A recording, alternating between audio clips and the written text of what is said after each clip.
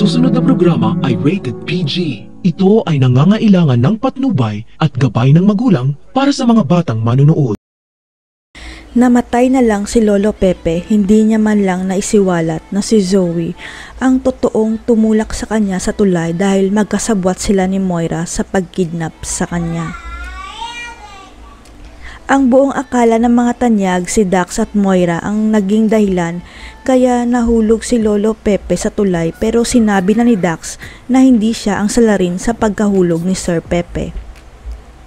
Pero nagkaroon ng hinala si Giselle na baka may kinalaman si Zoe at Doc Carlos sa pagkahulog ni Lolo Pepe dahil sila ang tinuturo ni Lolo Pepe bago siya mamatay.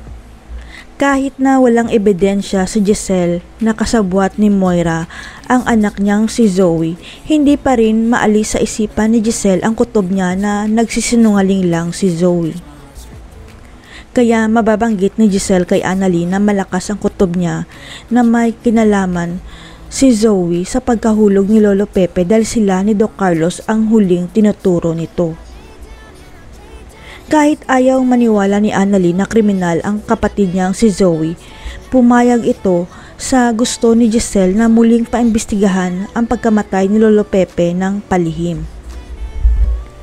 Nalaman kasi ni Giselle na magaling na investigador ang private investigator ng anak niyang si Justin, kaya kakausapin nila ito na paimbestigahan si Zoe dahil siya ang suspect niya.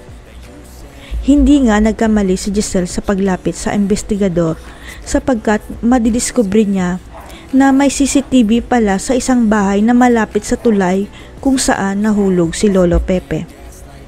Sa CCTV makikita ng investigador ang walang awang pagtulak ni Zoe kay Lolo Pepe sa tulay at iniwan na lang niya ang matanda dahil sumakay siya sa kotse niya.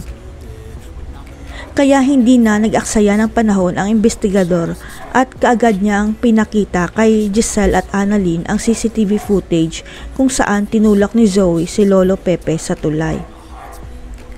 Gumuho ang mundo ni Giselle at Annalyn nang malaman nilang si Zoe lang pala ang totoong pumatay kay Lolo Pepe, kaya humanda si Zoe dahil katapusan na ng maliligayang araw niya.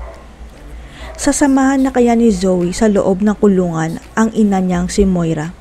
Mapapatawad kaya ni Annalyn ang peke niyang kapatid sa pagpatay kay Lolo Pepe? Abangan.